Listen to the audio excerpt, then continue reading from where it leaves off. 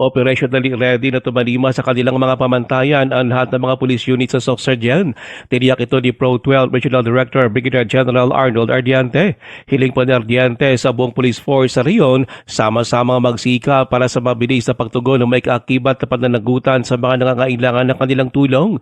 Binigyan din pa ni Ardiante na bawat tawag sa emergency hotline na 911 ay dapat na maksyonan kaagad ng may malasakit at kahusayan. Sinabi ito ni Ardiante kasunod na kautusan ni PNP Chief General Nicolas Torre III na dapat matugunan ng pulisya sa loob ng 3 minuto ang emergency call sa 911. Kaugnay nito, tampok naman sa command conference ng Pro 12 sa kanilang regional headquarters sa General Santos City, Kamakalua ang live simulation exercise para sa 3-minute police response. Layo nito ayon kay Ardiante na may pakita at malaman ng kahalagahan ng mabilis sa pagresponde ng PNP lalo na sa mga sitwasyon na naglalagay sa peligro sa buhay ng isang tao. Isa rin niya itong hakbang para may angat ang antas ng serbisyo na ibinibigay ng lahat ng unit ng PNP sa buong bansa.